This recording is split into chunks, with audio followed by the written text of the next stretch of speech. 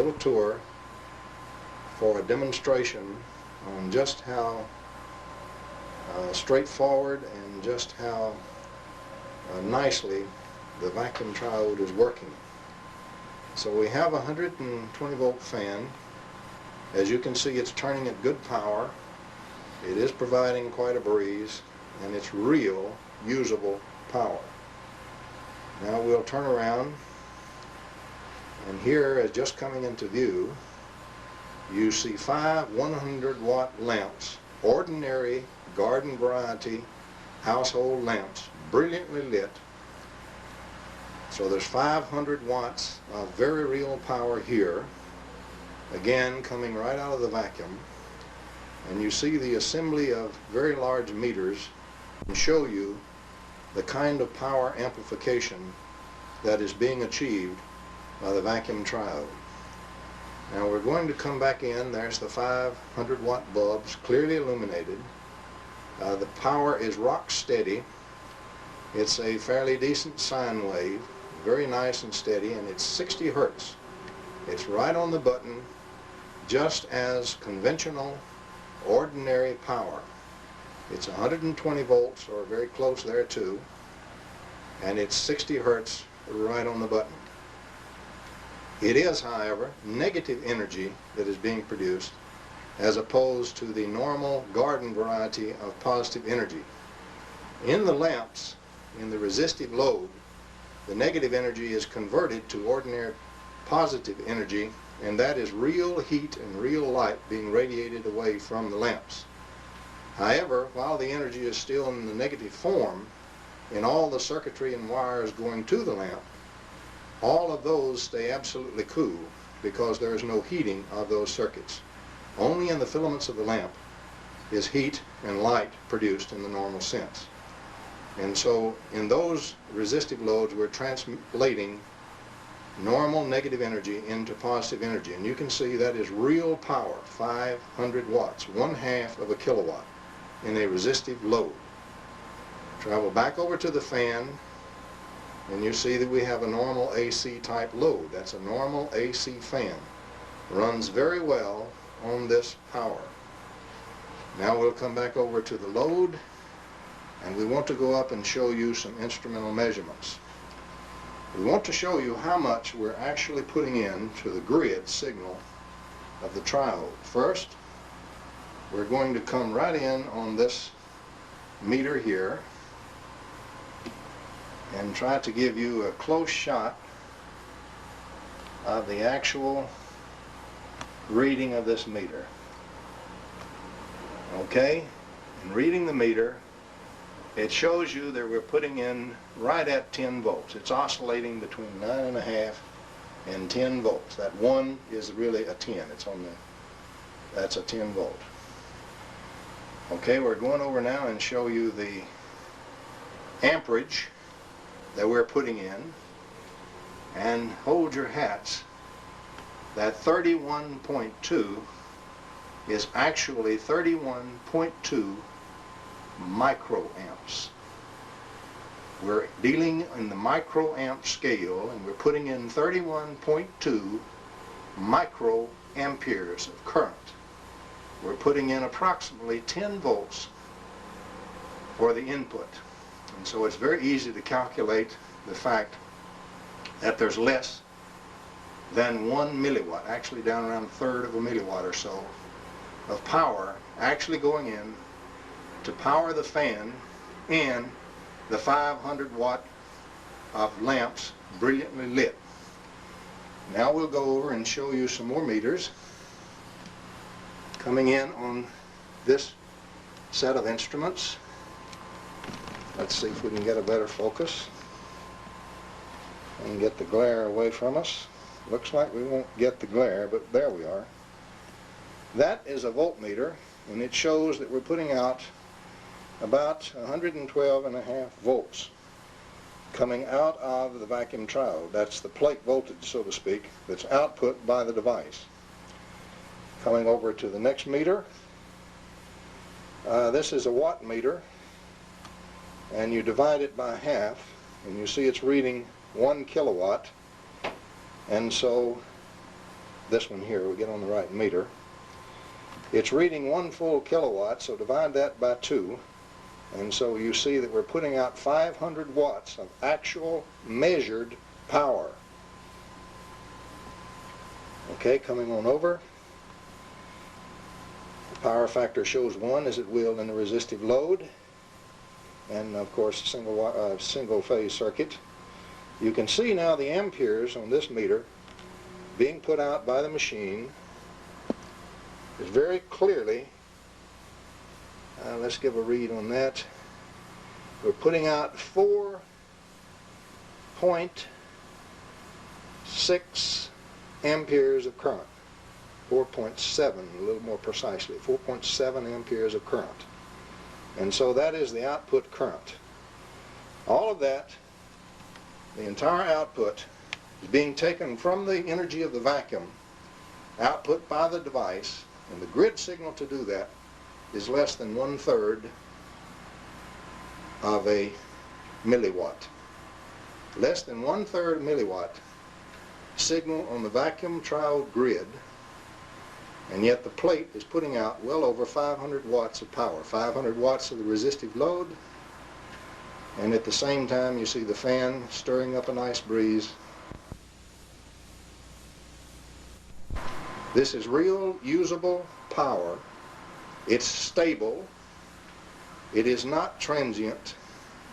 It is not noise.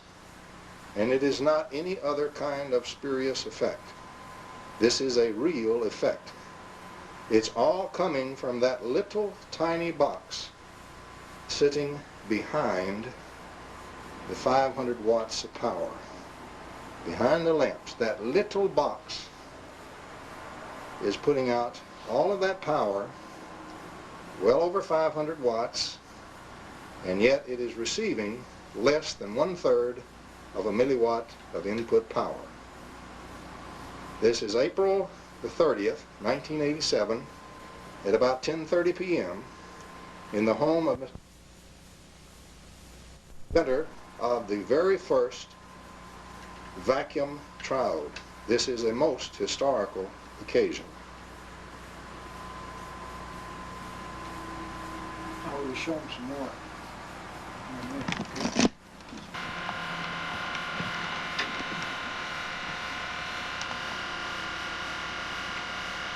Okay, now for this second demonstration, here we have our 120 volt fan again, rotating finely, stirring up a breeze. Right behind that you see a 24 volt DC motor. In front of that there is a little bit of a rectifier, a little box here. See if I can get my finger here. This is a rectifier. This is a transformer, dropping the AC power down to the 24 volts. And you can see there are two 12 volt lamps in series, brightly lit, showing you that yes indeed we have the full 24 volts. We're showing that this power can be transformed and can be rectified just exactly like normal positive power, except again the power is very cool in the actual lines and feeder circuits. Only in the actual resistive load do you have translation into normal power, but it can be run through a transformer and stepped down or stepped up. It can be rectified, and we can handle the power just indeed as we do normal power. And you see again at the same time we have 4 of those lamps now lit, and so we have another 400 watts resistive load going here at the same time. And if we close up on our little meter here, we'll see that now we're drawing only 29.2, if we get the glare out of there, 29.2 microamperes. 29.2 microamperes. We're still drawing about 10 volts, oscillating between 9.5 and 10 volts to the input of the grid of the vacuum triode, which is that little box right there behind the brightly lit 100 watt bulbs. Now in the lower left of your screen. Again, 4 brilliantly lit, ordinary 100-watt lamps, household lamps. You can see here the 24-volt DC motor. You can see the transformer stepping down the voltage, the 2 12-volt lamps in series, so that we have effectively a 24-volt, the resistance for 24 volts applied across them.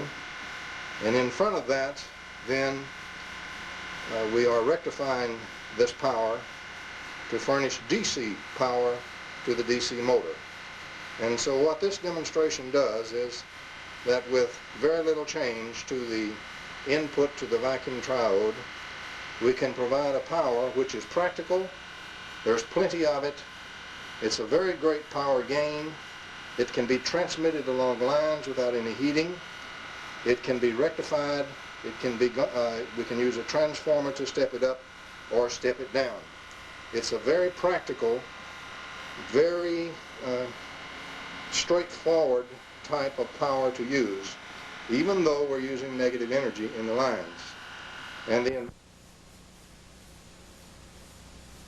characteristic, when you switch suddenly power loads of negative energy, you do not have the big flashing and arcing, because that's a positive energy effect. The arcing effect on these is reversed. In other words, it's a cold arc, an arc of cold, so you don't see all of that stuff and you don't burn out the circuits and all that. You can switch the loads suddenly very easily with normal switches. And so this is a very practical power. You can see again the 120-volt fan. You can see here a normal flat pancake type of 24-volt DC motor. You can see 2 12-volt lamps brilliantly lit. You see the rectifier that rectifies the current for the 24-volt DC motor. You can see we're coming through a step-down transformer from the 120-volt negative power line. And you can see we're still providing 400 watts of power in the lamps. And of course there wouldn't be any problem with turning the other lamp on. And you have seen, of course, that we're still drawing less than 1/3 of a milliwatt. We're drawing now 29.3 microamperes of current, and we're still sitting at about 10 volts on the grid. 10 volts, 29.3 microamps, the input to the grid of the triode, and you can see 400 watts of power here, a step-down transformer being operated, a pancake motor being operated, and a 120-volt fan being operated, all from less than 1/3 of a milliwatt of power. The rest of that power is coming out of the surging energy of the vacuum, and this little box that you see right here, solid state, no moving parts, is the vacuum triode that's doing this very practical and historical work here on April the 30th, 1987. And now we're focused on the actual little oscillator that's providing that input power. This is a Hewlett-Packard audio oscillator, model 201CR. The maximum power this oscillator can put out is only 3 watts when it's at full peak power. Is it 600 ohms? And it's going out into 600 ohms. And that would be 45 volts if you wanted to use 45. How about using 10 volts? The maximum voltage that this little oscillator can put out is 45 volts. However, as you can see, we're only using 10 volts, as you can see right here on the scale. So we're using 10 volts of power to the grid, voltage to the grid. Right now we have 29.3 Stable, huh? very stable microamperes on the grid, so we still have less than 1/3 of a milliwatt of power on the grid.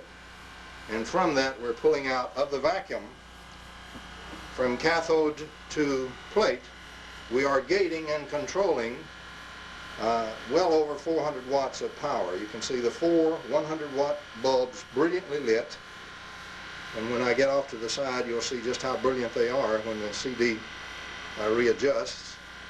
You see that we're stepping it down through the transformer, lighting the two 12-volt bulbs, going through a rectifier, driving a DC motor which runs fine off negative power, likes it real well, and then the 120-volt negative power is going to the 120-volt fan, which again likes it very well indeed.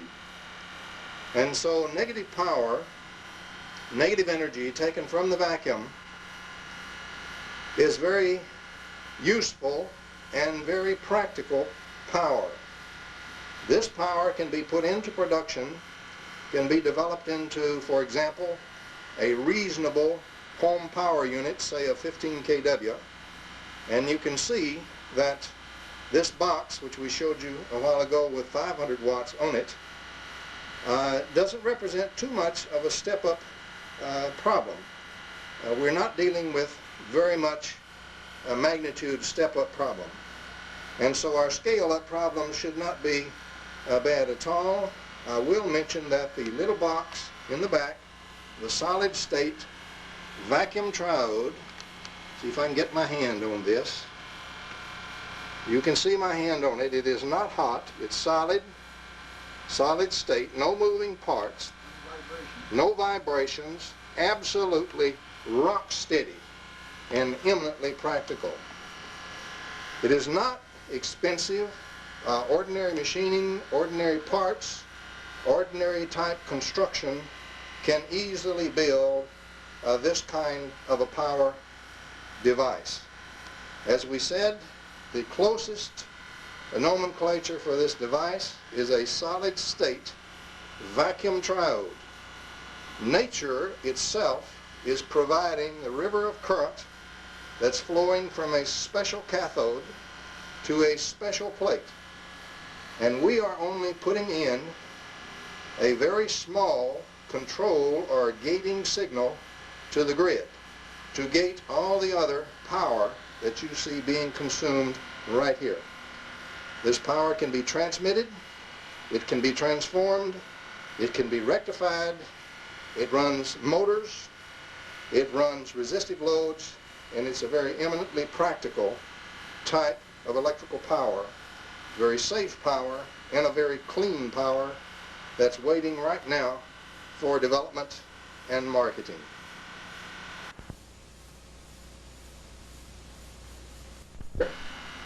The incredible and historic vacuum triode.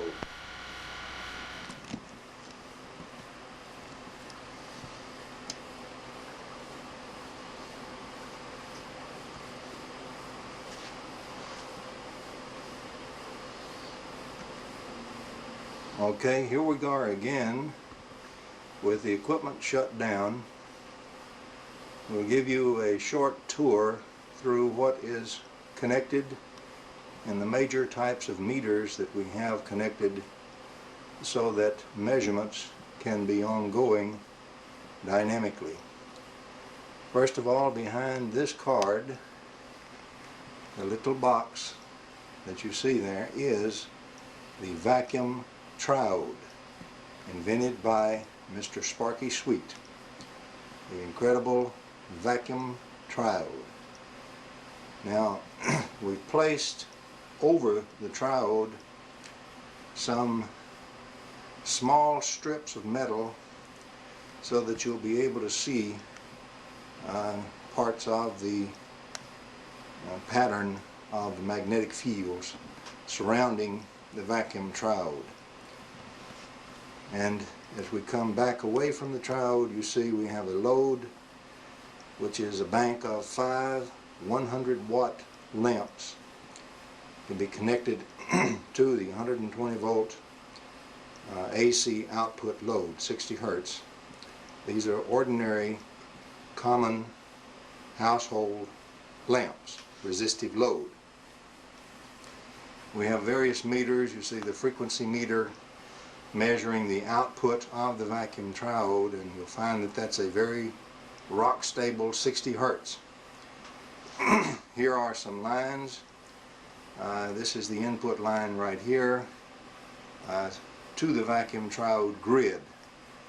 Nominally 10 volts RMS coming into the grid, 60 Hertz, and as you will later see, very, very low amperage will be measured on the microammeter that measures the amperage going into the grid input. So it'll be 10 volts plus whatever this instrument measures.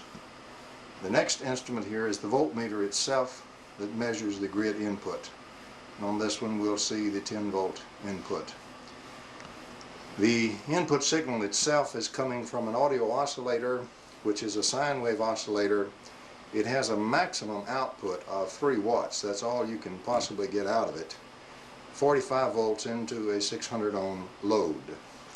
That is what we're using for the input, and as you will see, there will be far less than that 3 watts going into the vacuum triode. Then here are the triode output cables going to the instrumentation, and then around behind the back to the load, to the lamps. We will be feeding a 1 kilovolt, 1 kilovolt ampere, 120 volt kVA, 120 volt transformer. Has dual 24 volt secondary. The loads will be 2 12 volt lamps in series, plus a rectifier, plus a 24 volt DC motor. Here is the rectifier right here, coming from the output transformer, with the 2 lamps in series across the 24 volt output of the rectifier, and with a 24 volt DC pancake motor, 1/8 horsepower, 2000 RPM, which will be energized. Here you see a voltmeter which reads the voltage on the rectifier output. And then we will have a standard 120 volt AC fan load also connected to the output of the vacuum triode. Coming on back around now to finish the instruments, we see a bank of instruments here. We have first of all a voltmeter that reads the voltage of the output of the triode. Then we have a kilowatt meter that measures the actual power output of the vacuum triode. We take a look at the phase. You'll see that that's really single phase current, and everything's in phase. Then the amperes being put out, or the current being put out into the load by the vacuum triode. And finally, coming around here, we have an oscilloscope which will be set up across the output of the vacuum triode so that you can look at the 60 Hertz output waveform. We will show you the waveform on the scope. And that completes the primary instrumentation, with the exception of the frequency counter here, where we actually show that it really is a 60 Hertz frequency output. And so Mr. Sweet will now turn on and energize the equipment, and we'll take you through another tour. Now turn the oscillator. Okay, we're now turning on the oscillator, and we just heard the 24 volt DC motor start up. The 2 24 volt lamps are illuminated, showing you that we're furnishing power to that transformer, stepping it down to 24 volts, going through the rectifier, lighting the lamps, and running the DC motor. At the same time, before we step it down, the 120 volt power is being furnished to the 120 volt AC fan, and as you can see, the fan is blowing up a nice pleasant breeze here on this very warm evening. By the way, this is May the 16th, 1987, at the home of the inventor, Mr. Sparky Sweet.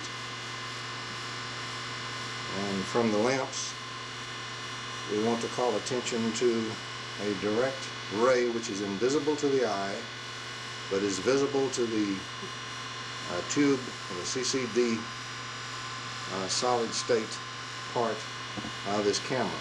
You'll see a very straight beam of some kind associated with each of the lamps. We're still investigating that beam. Okay, the equipment is now energized and ready to be connected. Let's take a look at the output waveform. Let me get down at the right level, and as you can see, we have a very good sine wave in the 120 volt AC output from the plate of the vacuum triode. A very nice sine wave indeed. And as you can see, when we turn to the frequency meter, we'll take a look here and you'll see that we keep counting the frequency, and it's right on 60 hertz. Right dead on 60 hertz. You can see now that the power we are actually furnishing to the grid, this is the voltage. It's about 10 volts. It's oscillating between about 9.5 and 10. And on the microammeter, these are microamps. Right now we are furnishing 7.9 microamperes, and yet we're running 2 motors and lighting 2 lamps.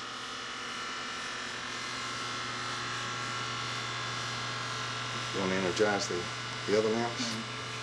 Okay, we'll look first now at the bank of meters, and we will see that for the output voltage, we've made a very careful adjustment, and it's right on 120 volts. Right on the button, 120 volts in the output, AC. This is the watt meter. You can't get a good focus on that, so I'll read it for you. Dividing it by 2, we're putting out right now about 145 watts of power. The power factor, of course, is 1. Amperes we're actually putting out is about 1.5. Let me back up. 1.25 amperes of power being output. So we're actually putting out 240 watts right at it now, about 240 watts, and yet we're only putting in 10 volts and 7.9 microamperes. 10 volts, 7.9 microamperes. So the total input is a tiny bit less than 80 microwatts. We'll now energize the main lamps simply by connecting them into load, screwing them in. There's the first 100 watt bulb which goes in. Here's another one, and here's another one, and here's another one. So we've kept the AC motor going, we've kept the DC motor and the DC lamps lit. We have 400 watt bulbs now being powered, and when I come off of this you can see they are brilliantly powered. When the camera is on the bulbs, the CCD steps the lens down so that we can actually get a picture. So we're producing now well over 400 watts. And in fact, if we come in on the watt meter right here, let's take a reading.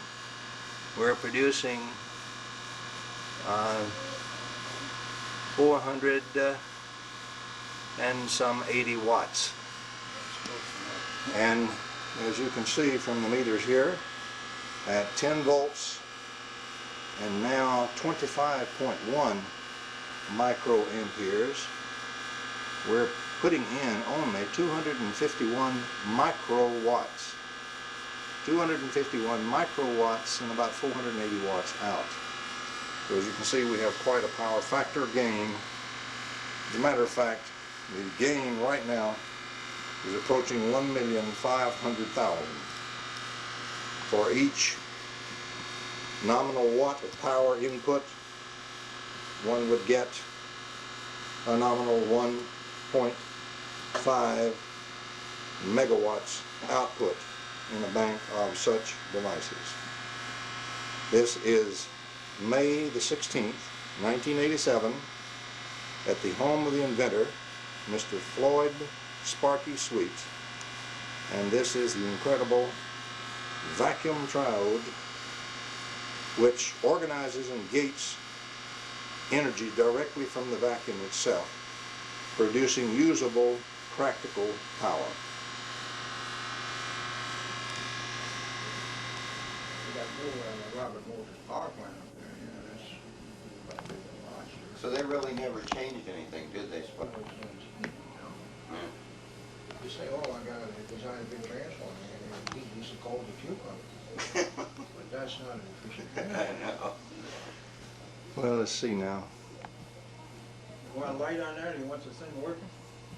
Yeah, I need more light if I can get it, but Why the hell am I going to get it? no, that's all right. I'll take it like that. I can put What I need you to do is explain what we're looking at here. And Want me to turn it on? yeah, and I'll This is, we're at the home of Mr. Sparky Sweet. This is 15 May 1987, and we're showing here the conditioning setup to actually make the vacuum triode, to make the pump waves and establish them in the permanent magnet itself to make a permanent magnet vacuum triode. And so you can see here the large coil, which we'll focus in on here a little bit, and the large upright coil here. Inside this large coil, if we can go in there and see, at the bottom there's another one. there is another coil which we're not going to be able to see with that light, but it looks about like a spool of wire like this. I get on it here like this. It's an entire spool of wire, number 15 wire, Sparky? Number 15 wire with a VCR of approximately 4 ohms at 20 degrees centigrade. Okay. It's about a 0.4 ohm impedance.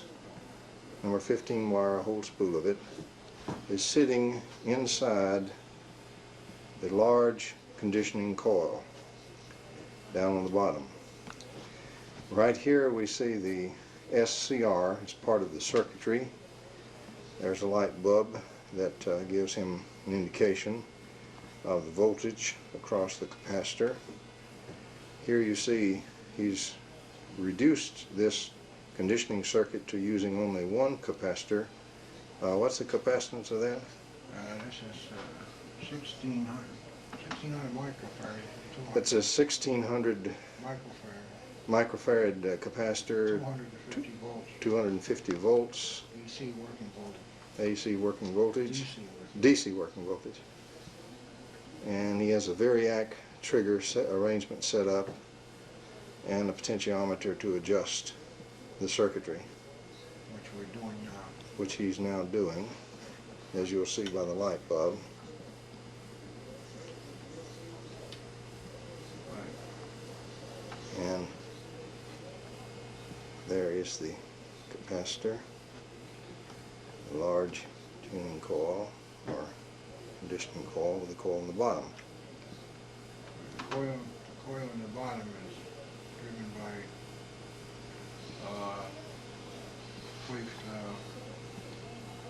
wave-tech oscillator. He has a wave-tech oscillator driving the coil inside at the bottom Through a 100-watt amplifier. through a 100-watt amplifier. Right. And this determines the natural frequency of the molecular structure. Or That's the one that you impress in there, right? that's the one. when we open the gate in the molecular structure of the domains, whatever frequency we impress with that inside bottom coil is the frequency that's put into the magnet as a memory. In other words, that determines the actual frequency of the pump wave. You might say a cathode to plate oscillating current is established inside the magnet. And by analogy, that's what's established to make a vacuum triode.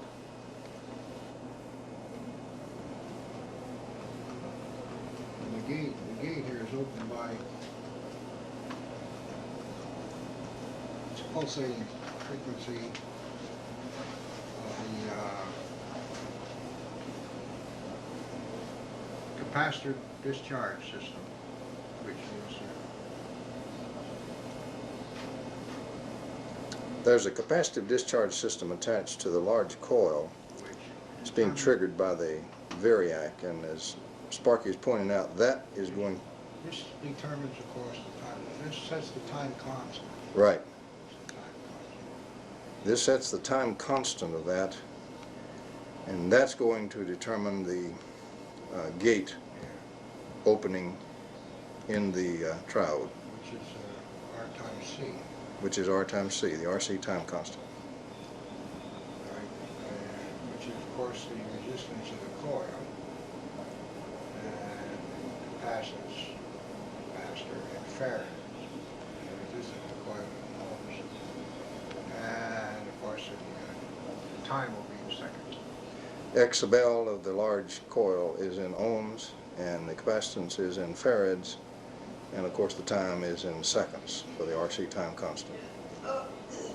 Which in this experimental setup, this particular magnet is found to be approximately 10 or 11 hertz,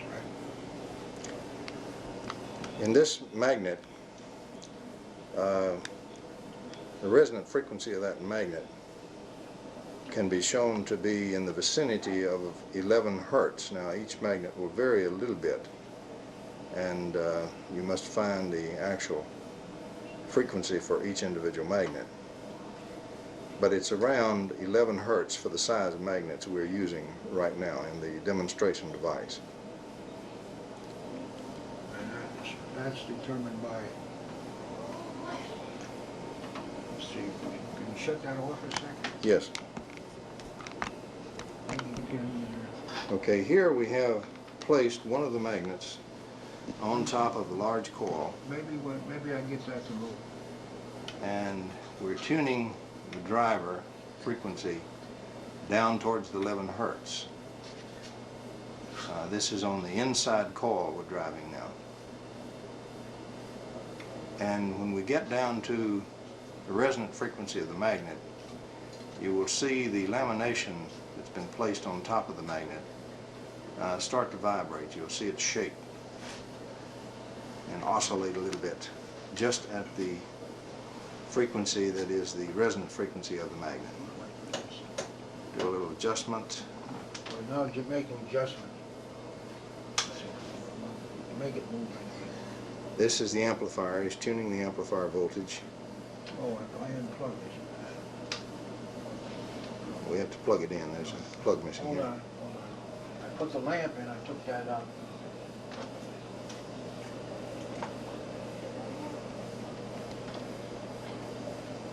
Now, let's see, I took something else out.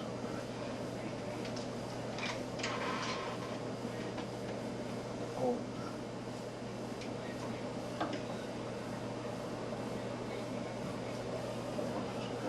Line, I can see it.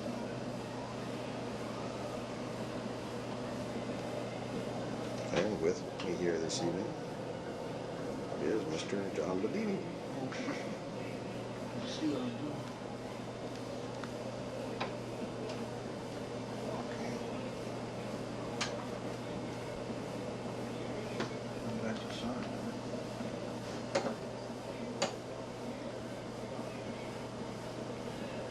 And I guess it all like can't see what the hell's going on here. Now I got it in.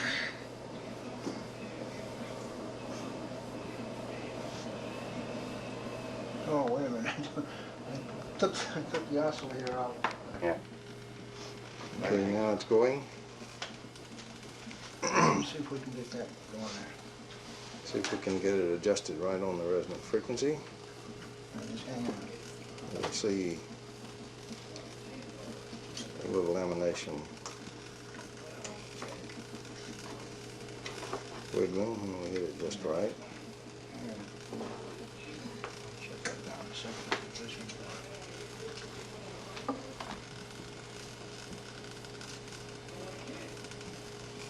I wish I could see this dial. What do you want?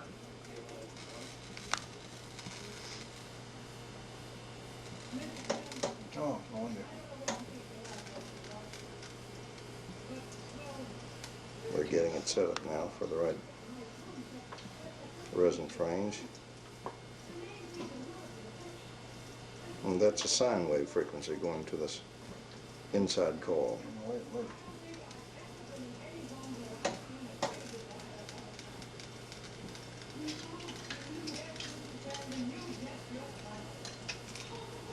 And now you Wait a can see minute, hold on. the magnet should also be What? aligned with the Earth's. Huh? What is it you want?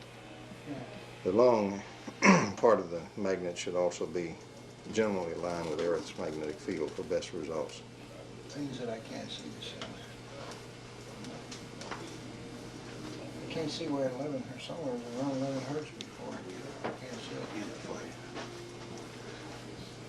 Times 10, right? Times 10, 11. Let's see what I mean. Yeah, right there. Okay.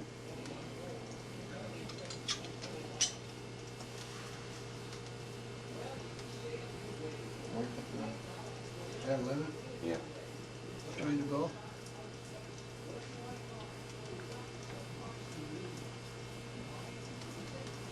Well, that frequency seems to be too high. Where are you? This one, 11. There it is, Spark. Just very lightly. The magnet is now beginning to resonate. We'll see it just when we cross it right on that. It's a very small, fairly precise spot frequency. I can tell right away. Yeah, that's... Here, see this one?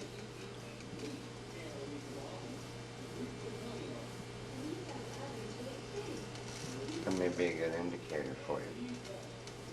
You know? You go, you just hold it here, see? Spark. Just hold it with this I hand. know about this one. Yeah, but then you can set this, you can feel it. I don't know. Keep hold it just a second. Better. I don't know. Yeah, Then start There it is. there it is. Okay. Yeah. You want a resonance, right? Right there. Move it. There it Oh, is. yes, that thing's really moving. Now the magnet is in resonance, and so we have the proper That's frequency 12, to resonate the about magnet. 12 and a half. This particular magnet is resonating at about 12 You were right hertz. about this, Spark. Each one's different. Each magnet is a little bit different, even though Let's see they're if the we can same get it size. going a little better. Maybe you No? That's good. No, it's really going there, okay? That's in good resonance now. can. Yeah, I know.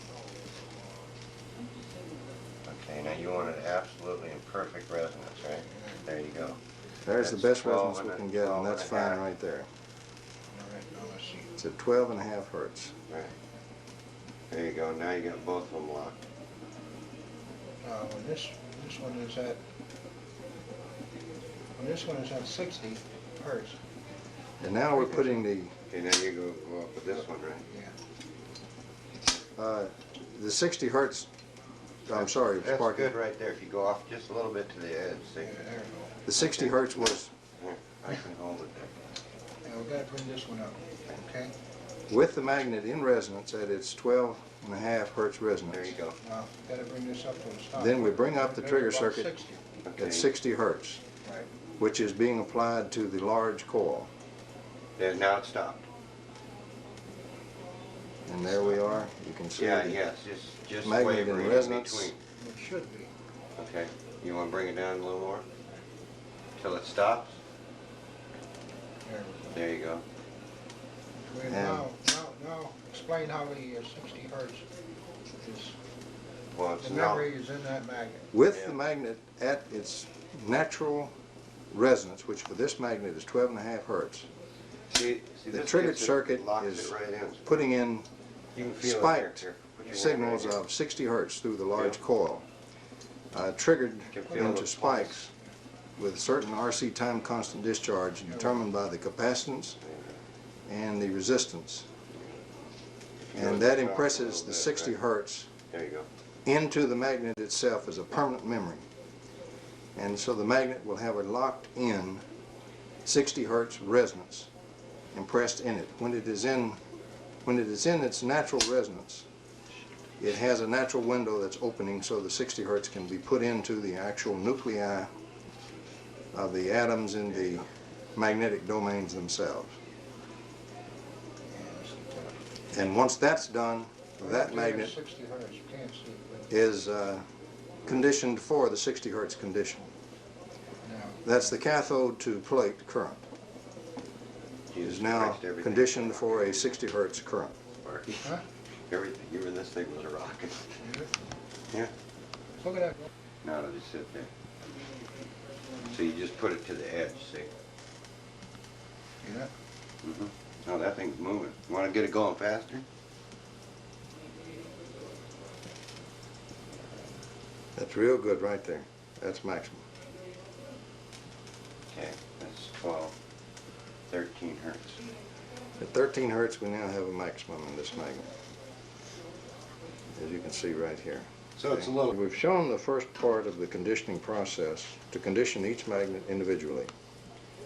And now, I see what you say, you have to condition this. the entire magnetic assembly must be conditioned. And then you put the whole thing And so, as you can see, Otherwise, you won't know where you're at, will you? in. No. now as you can see, Sparky has assembled the two magnets over the aluminum box that is the holder, And this is in positive mode. and the ends must be kept in the same direction they were in when they were conditioned before. Attractive mode. Now we put this in there. And they're in the attractive mode.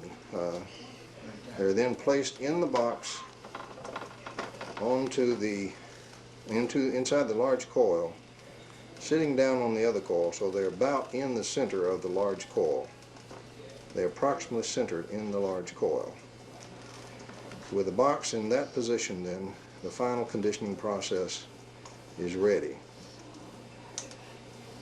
At this point, you can hear the chattering as the beat frequencies go, pump waves are going, and all it remains to be done is to turn on the 10 hertz, 10 volt, 60 hertz driver signal, Nothing's moving.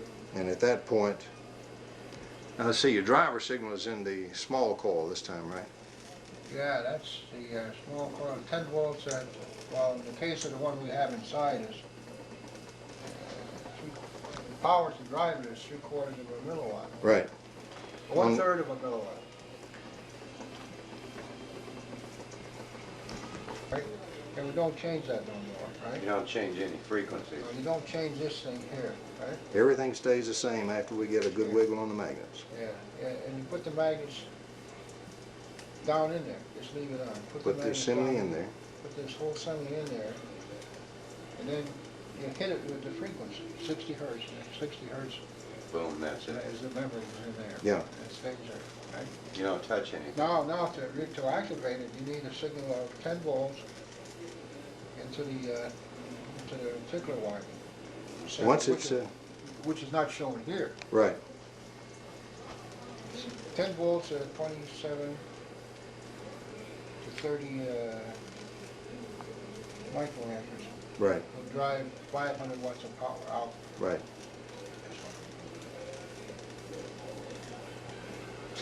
So that's the conditioner. You have to take and do it with the two magnets, you know.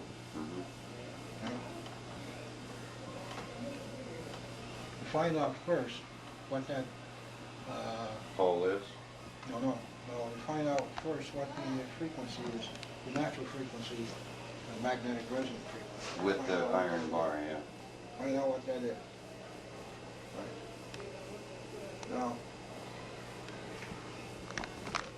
I found on the other one that I just took the two magnets.